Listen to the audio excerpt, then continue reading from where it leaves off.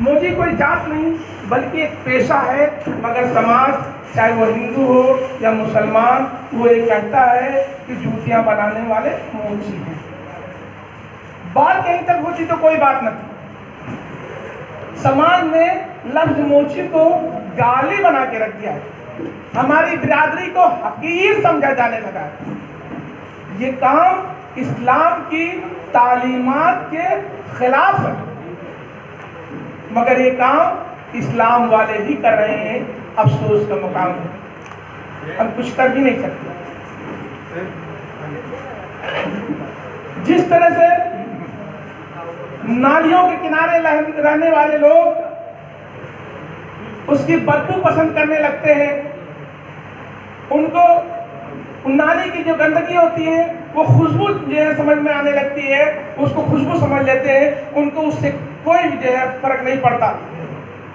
इसी तरह से हमारी बिरादरी में कुछ लोग ऐसे भी हैं जिनको मोची लफ्ज से कोई दिक्कत नहीं है, कोई दिक्कत नहीं। उनको दिक्कत अगर है तो आने वाली नस्लों को, उनको दिक्कत नहीं है। कुछ लोग ऐसे हैं जिनको खुद को मोची कहलाना पसंद है, मोची संघ बना रखा है इन लोगों ने। मेरा दावा है कि जिन लोगों ने मोची संघ बना रखा है वो अपने घर पे अगर हिम्मत हो तो अपने नाम के साथ मोची लफ्ज लिखकर दिखाए। 10 मिनट के अंदर उनके घर के बच्चे ही नींद प्लेट उठा कर फेंक देंगे। मोची एक लफ्ज गाली की तरह है जो किसी को नहीं पसंद है। आज हमारी बिरादरी को हकीर समझा जाने लगा है। इस वक्त मुझे मूसा कलीमुल्लाह का एक वाकया याद आ रहा है। मूसा कलीमुल्लाह अल्लाह से हम कलाम होने के लिए कोह तूर पर पहुंचे। तूर पर निदा आई, ऐ मूसा दुनिया में वापस जाओ और अपने से हकीर किसी को लेकर आओ। मूसा कलीमुल्लाह दुनिया में वापस आए और मुसलसल 6 महीने तक अपने से हकीर को तलाश किया और उसके बाद कोह तूर पर पहुंचे। कोह तूर पर निदा आई, ऐ मूसा इसे लाओ। हज़रत मूसा अलैहिस्सलाम ने जवाब दिया, ऐ मेरे रब, मैंने दुनिया में अपने से हकीर बहुत तलाश किया लेकिन दुनिया में अपने से हकीर किसी को ना पाया, इसीलिए मैं किसी को न ला सका। निदा आई, क्या मूसा कलीमुल्लाह, अगर तुम अपने से हकीर समझकर एक बकरी के बच्चे को भी आज ले आते तो मैं तुम्हें नबूवत से खारिज कर देता। और आज का क्या आलम है। आज जब हमसे कोई हमारी जात पूछता है तो हमारी गर्दन झुकने लगती है, और खुद को अगर हमसे एक बेग मुगल पठान सैयद बताएं भी तो लोग मानने को तैयार नहीं होते, बल्कि ऐसे धीरे धीरे हंस के चले जाते हैं। आइए तारीख इंडो अरब का मुताला करें। इस्लाम के उरूस के बाद जो लोग पढ़े लिखे लोग हैं अपने कलम को ले लें, हवाले नोट करते चलें। किताबों के हवाले जो मैं बताता चलूँ किताबों में देख लीजिएगा। ये छोटी छोटी मालूमात हजारों किताबों से उठाई गई हैं, इसमें कई साल लगे हैं, न जाने कितनी रातें जलाई गई हैं, न जाने कितने लोग लगे हैं, न जाने कितने पैसे लगे हैं। कोई दुनिया की किसी एक किताब में ये नॉलेज आपको नहीं मिलेगा जो मैं बताने जा रहा हूँ।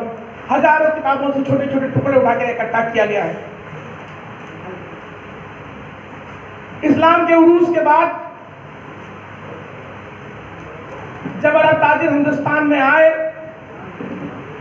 तो अपने साथ चमड़े की दस्तकारी भी साथ लाए।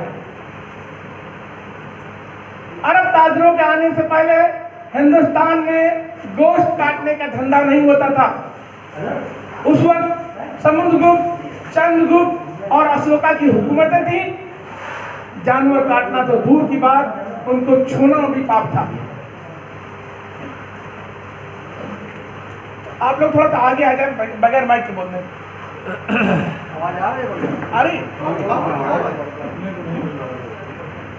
अरे उस वक्त जानवरों को काटना बहुत मुहाल था, लेकिन जब अरब ताजिर आए अपनी झुकी झोपड़ियों में उन्होंने जानवरों को काटना शुरू किया। अरब ताजिरों के आने से पहले हिंदुस्तान में गोश्त काटने का धंधा नहीं होता था, और जब जानवर नहीं कटते थे तो खाले कहां से होती, और जब खाले नहीं होती थी तो चमड़े की रंगाई, चमड़े की पकाई, जिसको दब्बागत कहा जाता है, वो हिंदुस्तान में नहीं होती थी।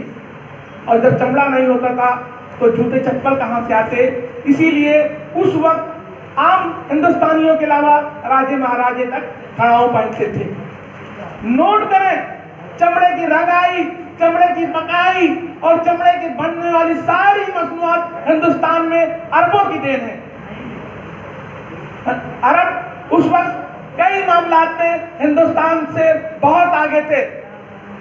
कानकनी करना, सोना निकालना, पॉलिश चढ़ाना, ढलवा दरबार बनाना, तमाम ऐसी चीजें हैं, इल्म कीमिया, जिसमें अरब हिंदुस्तानियों से बहुत आगे थे।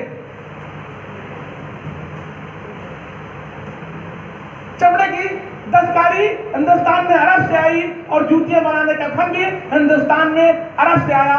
इस तरह से हमारे जितने अमजद मोरी से आला अरब के साबित हो जाते हैं। आप में से बहुत से पुराने लोग ऐसे थे जो ये कहते थे कि हमारी रगों में अरबी नस्ल का खून है। वो गलत नहीं कहा करते थे।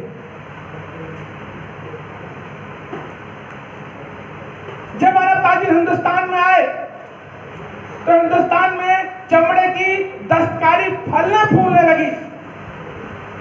जिस तरह से आज बगैर मोबाइल के जिंदगी दुश्वार है हो जाएगी, उसी तरह उस वक्त अरबों में बगैर चमड़े की जिंदगी मुमकिन नहीं थी। चमड़े के बिस्तर, चमड़े के तकिया, चमड़े के लड़ने वाले लिबास, मस्कीजा, तमाम ऐसी चीजें थी, रोजमर्रा की जिंदगी की चीजें थी जो चमड़े के बगैर अरबों में मुमकिन नहीं थी। जब अरब ताजिर हिंदुस्तान में आए तो चमड़े की दस्तकारी फलने फूलने लगी। उस वक्त अरबों को हिंदुस्तान में बड़ी अच्छी निगाहों से देखा जाता था। उनके धंधों को, उनकी तिजारत को भी लोग बहुत अच्छी नजरों से देखते थे। अभी आप लोग 150 साल पहले लोग कहते थे कि मुसलमान जज है, उसके पास न जाइए, वो इंसाफ करेगा। डरते थे लोग, ईमानदारी के डंके बजते थे। इसी तरह जब अरब ताजिर हिंदुस्तान में आए तो उनके धंधों को, उनकी तिजारत को लोग बहुत अच्छी नजरों से देखते थे और अरबों में चमड़े की दस्तकारी आम थी। यही वजह है जब जूतियां बनाने का फन हिंदुस्तान में आया तो सभी जात बरादरी के लोग इस धंधे में लग गए। अरबों में चमड़े की दस्तकारी इतनी आम थी कि जानवरों को काटना, खानों को उतारना, चमड़े को पकाना और चमड़े को रंगना यह आम अरब के अलावा सहाबाए कराम और यहाँ तक कि आकाए नामदार सल्लल्लाहु अलैहि वसल्लम का घराना भी किया करता था। जैसे हजरत ज़ैनब बिन्त हज़रत रज़ियल्लाहु ताला अन्हा, जो हमारे आका नामदार सल्लल्लाहु अलैहि वसल्लम की सगी फूफीजात बहन है और बाद में जिनका निकाह भी हमारे आका नामदार सल्लल्लाहु अलैहि वसल्लम से हुआ, जूतियां बनाती थी और जूतियों का सदका किया करती थी। हाफिज इब्न हजर अस्कलानी इस्लाम का निज़ाम तालीम सफ़ा नंबर 46। हजरत सूदा रज़ियल्लाहु ताला अन्हु चमड़े की दब्बाग थी। मुस्नद अहमद, हजरत उम्मे सलमा रज़ियल्लाहु ताला अन्हु चमड़े की दस्तकार थी। इनका निकाह भी हमारे आका नामदार सल्लल्लाहु अलैहि वसल्लम से हुआ। हजरत इस्मा बिन्त अमीस रज़ियल्लाहु ताला अन्हु मदीना मुनव्वरा की नामवर दब्बाग थी। एक दिन में 40-40 खाने बनाकर रख लिया करती थी और उनकी खाने मदीना मुनव्वरा की सबसे अच्छी खालों में से एक हुआ करती थी। हजरत अब्दुल्लाह बिन मसूद रज़ियल्लाहु ताला अन्हा की बीवी हजरत ज़ैनब रज़ियल्लाहु ताला अन्हा जूतियां बनाती थी और जूतियां बनाकर अपने घर का खर्चा चलाया करती थी।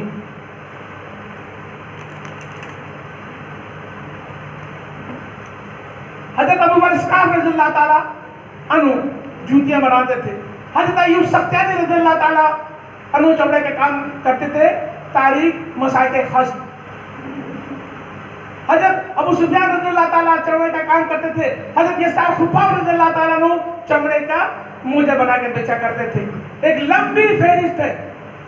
इतनी अजीम शख्सियतें चमड़े की दस्तकारी में लगी हुई थी। यही वजह है कि जब जूतियां बनाने का फन हिंदुस्तान में आया तो सभी जात बिरादरी के लोगों ने इसे बखुशी कबूल कर लिया और ये न सिर्फ हिंदुस्तान में बल्कि पूरे एशिया में कुरिया कुरिया तक जा पहुंचा। आइए तारीख का एक दूसरा रूप देखते हैं। हिंदुस्तान में बादशाह अकबर के दौर के पहले सभी जात बिरादरी के लोग जूतियां बनाने के फन में लगे हुए थे। उस वक्त शेख भी जूतियां बनाता था, मुगल भी जूतियां बनाता था, सैयद भी बनाता था, अंसारी भी बनाता था। ये लोग जूतियां बनाने के बावजूद अपनी शिनाख्त बचाए हुए थे। ये लोग खुद को शेख, बेग, मुगल, पठान और मिर्जा कहते थे और दुनिया मानती थी कि हाँ ये शेख साहब हैं, ये मुगल साहब हैं, ये सैयद साहब हैं, ये अंसारी साहब हैं।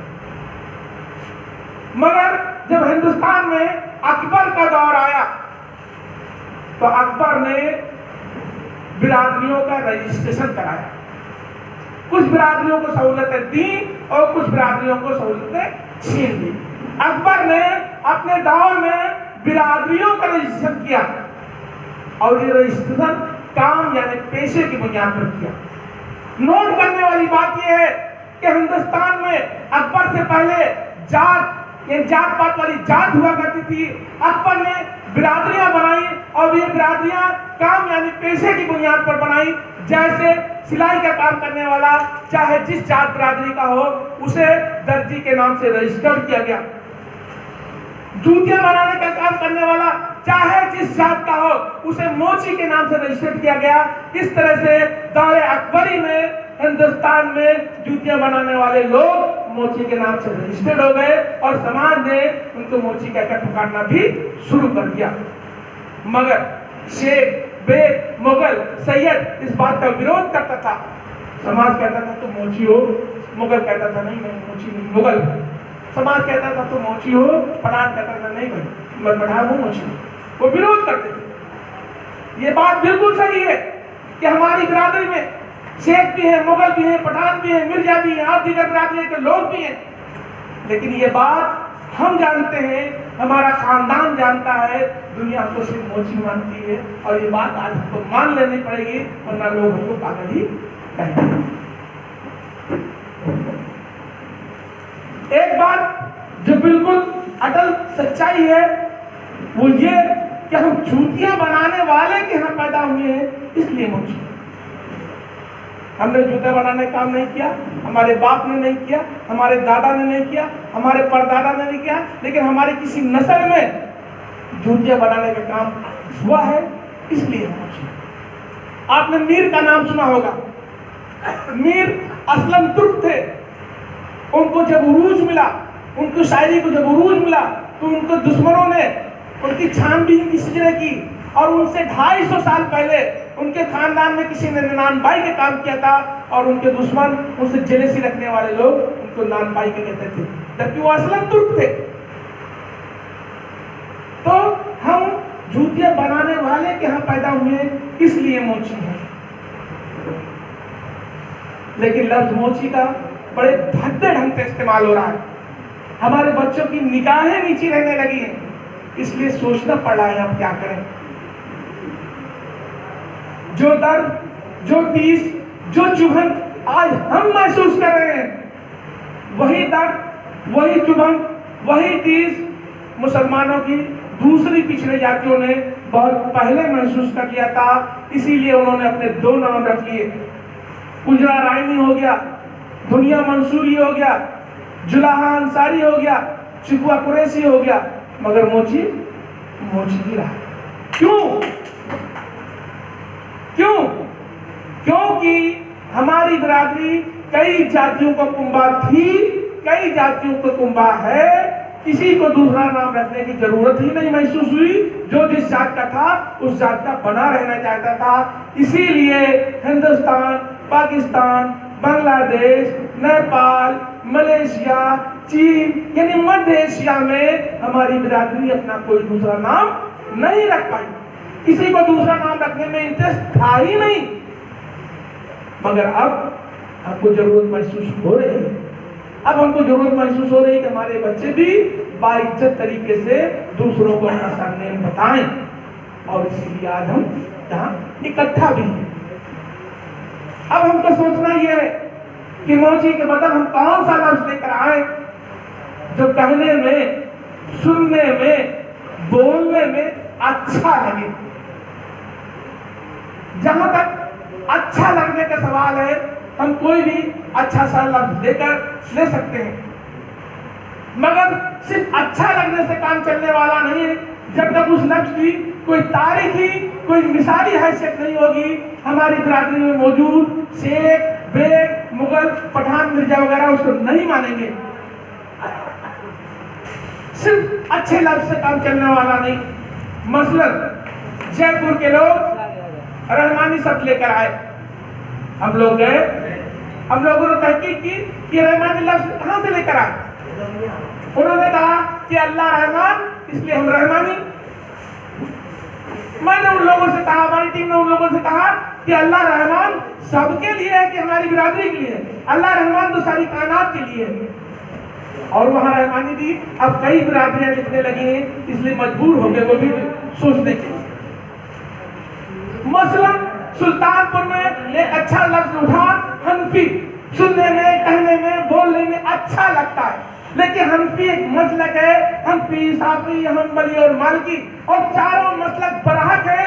तीन मसलक को दरकिरार करके एक मसलक को उठा लेना, ये मुसलमान नहीं हो सकते।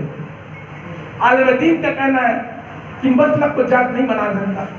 जब तक उस लफ्ज की कोई दीनी, कोई शरई हैसियत नहीं होगी, तभी उसको एक्सेप्ट नहीं करेंगे। एक बात जो हमको अपने दिलो दिमाग में बिठा लेनी होगी वो ये कि हमको मोची के बदल कोई ऐसा लफ्ज लाना पड़ेगा जिसको हम, यानी हमारी बिरादरी तो माने ही माने, पूरी दुनिया मानने पर मजबूर हो जाए। बात तभी बनेगी, वरना नहीं। दुनिया में सबसे पहले हजरत आदम अलैहिस्सलाम ने नारायण बनाया और नारायण पहना। वो नारायण खजूर के पत्तों का था। दुनिया में सबसे पहले चमड़े का जूता और लकड़ी की कश्ती हजरत नूह अलैहिस्सलाम ने बनाई। हजरत यहया अलैहिस्सलाम जूतियों की तिजारत किया करते थे। हजरत तालूत दबगर थे। आइए, वक्त ज्यादा हो रहा है, थोड़ा मुख्तसर करते हैं। आइए कुरान की तरफ रुख करते हैं। भाई बहुत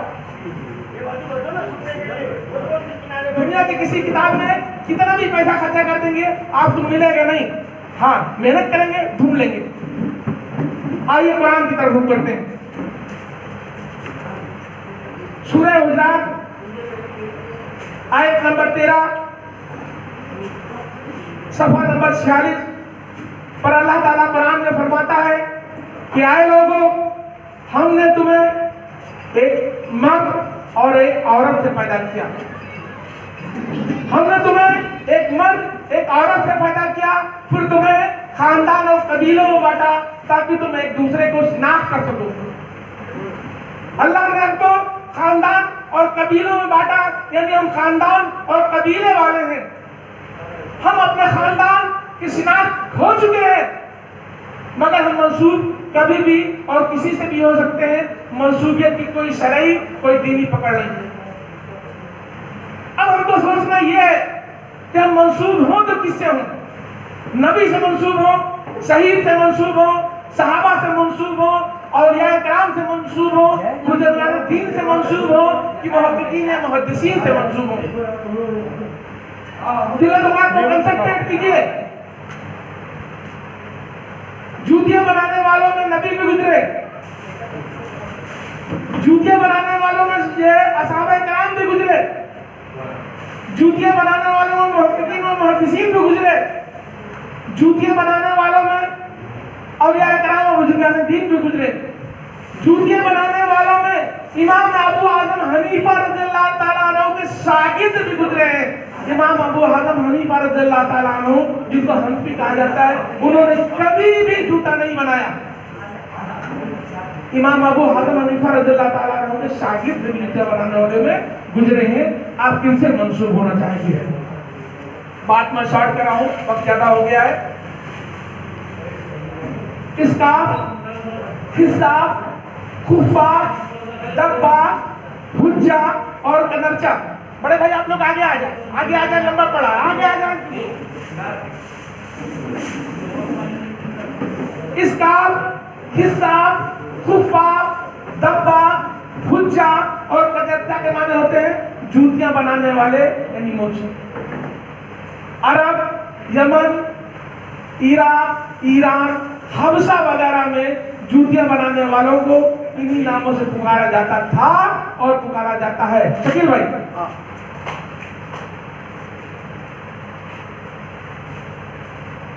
अरबों की एक कदीम रवायत थी, एक कदीम दस्तूर था कि वो अपने नाम के साथ अपने बाप का नाम, फिर अपने दादा का नाम या कबीले का नाम जोड़ते थे। अपने नाम के साथ अपने बाप का नाम, फिर दादा या कबीले का नाम जोड़ते थे। हदीस की बहुत सी किताबों से यह बात साबित है। हम कुरान की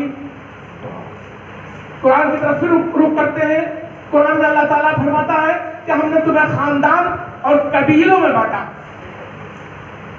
इस्काफ, हिसाब, खुफाफ, खिफाफ, धब्बा और हुज्जा के नाम से खानदान चले और इनके अपने कबीले भी थे।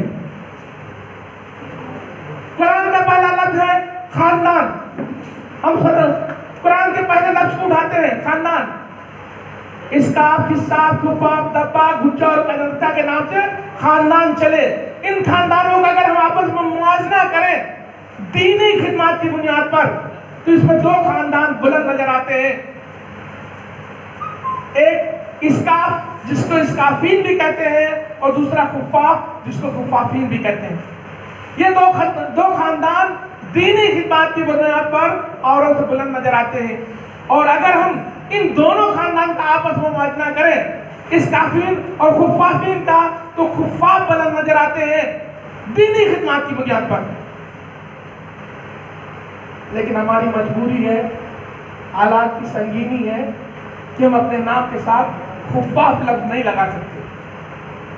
खुफाफ माने जूतियां बनाने वाले, जैसे मोची वैसे खुफाफ। इसलिए हम कुरान के दूसरे लफ्ज को उठाते हैं कबीला।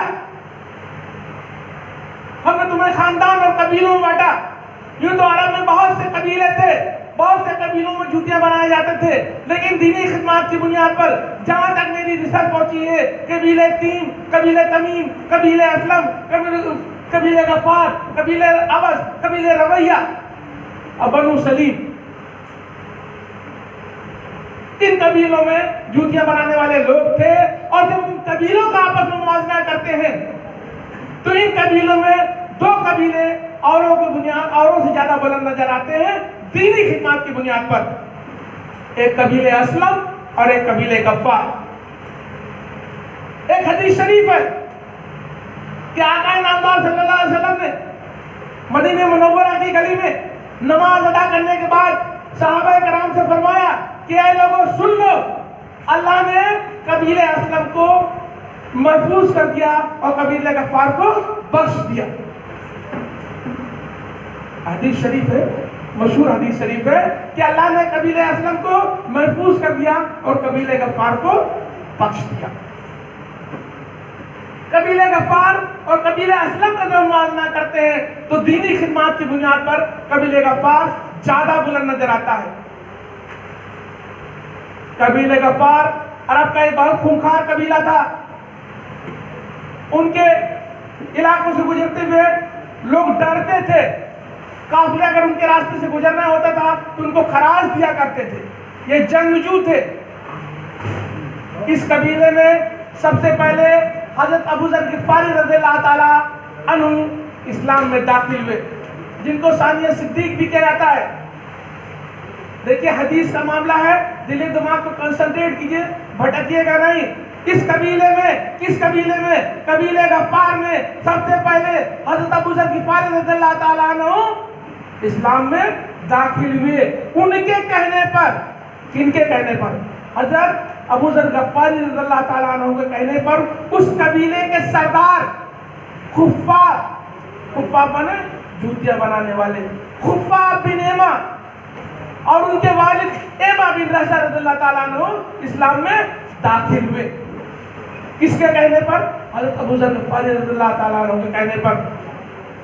हज़रत अबू ज़र गफ़ारी रज़ियल्लाहु ताला अन्हु और हज़रत खुफ़ाफ गफ़ारी रज़ियल्लाहु ताला अन्हु का आपस में रिश्ता दादा और पोते का है। ये सगे दादा नहीं थे, दूसरी पट्टी के दादा थे। हमारी निस्बत हज़रत खुफ़ाफ गफ़ारी रज़ियल्लाहु ताला अन्हु से है, हज़रत अबू ज़र गफ़ारी रज़ियल्लाहु ताला अन्हु से नहीं है। ध्यान में रखिएगा लोग, हज़रत अबू ज़र गफ़ारी रज़ियल्लाहु ताला अन्हु का नाम ले लेते हैं। हज़रत अबू ज़र गफ़ारी रज़ियल्लाहु ताला अन्हु के कहने पर खुफ़ाफ बिन एमा और उनके वालिद एमा बिन रज़ा रज़ियल्लाहु ताला अन्हु इस्लाम में दाखिल हुए। खुफ़ाफ गफ़ारी रज़ियल्लाहु ताला अन्हु अपने कबीले के सरदार थे, अपने कबीले के खतीब थे, अपने कबीले के पेश इमाम थे और इनसे 5 हदीसें मरवी हैं। और कबीले गफ़ार में जब ये लोग इस्लाम में दाखिल हुए तो इस्लाम की बहुत बेबहा खिदमत अंजाम दी। खुफ़ाफ गफ़ारी रज़ियल्लाहु ताला अन्हु के ख़ानदान गज़वात में भी शामिल रहे और उस वक्त इस्लाम पर साबित कदमी से जमे रहना बहुत बड़ी खिदमत थी। और खुफ़ाफ गफ़ारी रज़ियल्लाहु ताला अन्हु इस्लाम पर और उनका पूरा ख़ानदान इस्लाम पर साबित कदमी से जमा रहा। खुफ़ाफ गफ़ारी रज़ियल्लाहु ताला अन्हु अपने नाम के साथ अपने कबीले के नाम जोड़ते थे।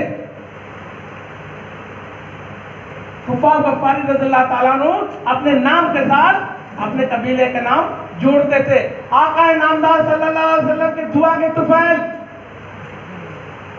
और खुफ़ाफ गफ़ारी रज़ियल्लाहु ताला अन्हु से निस्बत की बुनियाद पर जूतियां बनाने वाले लोग गफ़ारी हैं, क्योंकि गफ़ारी और गफ़ार अल्लाह का नाम भी है। और यहाँ पर कुरान की दोनों बातें सच साबित होती हैं।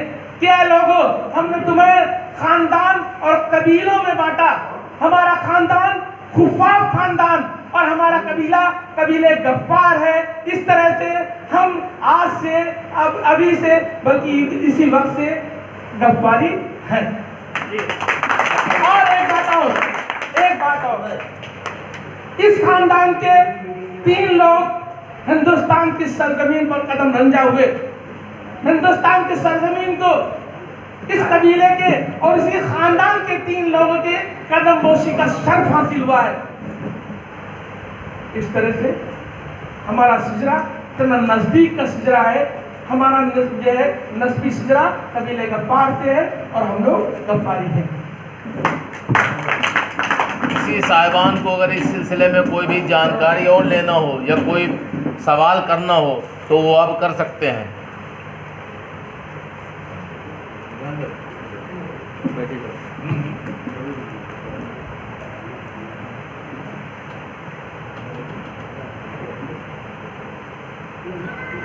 ये हमारा सिजरा है। अरबों का दस्तूर था, अब भी है। जो लोग सऊदी वगैरह जाते हैं, किसी अरबी से पूछें कि आपका सिजरा क्या है तो कम से कम वो 20 पीढ़ी 30 पीढ़ी 40 पीढ़ी गिना देगा। किसी भी अरबी से पूछिए। आज भी हमारे आका नामदार सल्लल्लाहु अलैहि वसल्लम के ज़माने में था, लोग 100 पीढ़ियाँ ऊपर की सिजरा गिनाते थे। आका से जब सिजरा पूछा जाता था, आका का सिजरा हज़रत इस्माइल अलैहिस्सलाम से मिलता है। लेकिन आका का सिजरा जब आका से पूछते थे तो अपना सिजरा ले जाकर अदनान तक रोक दिया करते थे। ये अदनान के लड़के हैं, यहाँ के लड़के हैं, ये इनके लड़के, ये इनके लड़के, ये इनके लड़के, अभी आपके पास दे दिया जाएगा। और आखिर में इनके नज़र के 2 लड़के मालिक और मुनाफ। मालिक से हमारे आका का सिलसिला चला है और मुनाफ से कबीले गफ़ार चलता है। और कबीले गफ़ार में ये 8 भाई थे। एक भाई से हज़रत अबू ज़र गफ़ारी रज़ियल्लाहु ताला अन्हु, दूसरे भाई से हज़रत खुफ़ाफ गफ़ारी रज़ियल्लाहु ताला अन्हु। और ये देखिए इसी पट्टी के दूसरे लोग में से 3 भाई अल हुक्म गफ़ारी, ज़ियाद गफ़ारी और राफ़े गफ़ारी हिंदुस्तान में आए।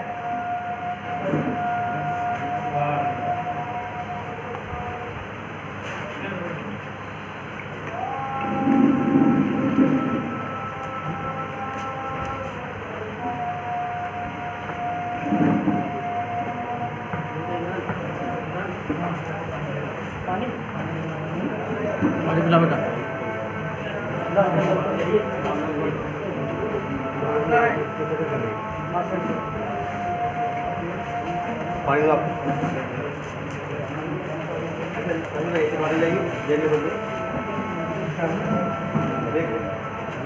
भाई हाँ चाहिए, हाँ चाहिए। देखिए भाई आप लोग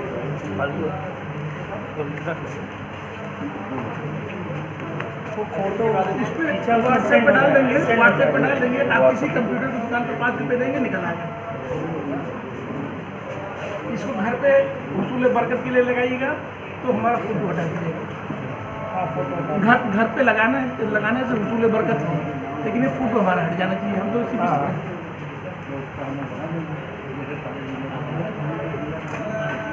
इसमें हिंदी में भी है, हिंदी में हिंदी में दो कॉपी दो। वो अपनी वाली कॉपी ओरिजिनल व्हाट्सएप पे आ जाएगा, हम डाल देंगे। PDF डाल देंगे आप। अरे अभी आ जाएगा तो मिल जाएगा, तो आएगा ही, सब अभी मिलेगा, मिल जाएगा। अभी सब मिल जाएगा।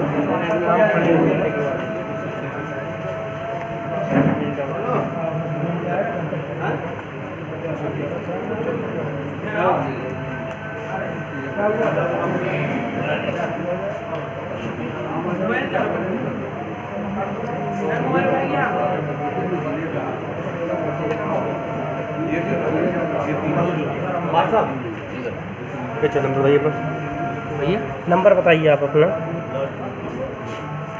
बस एक दूसरे काम है, मोबाइल नंबर जैसे पूछेगा खाली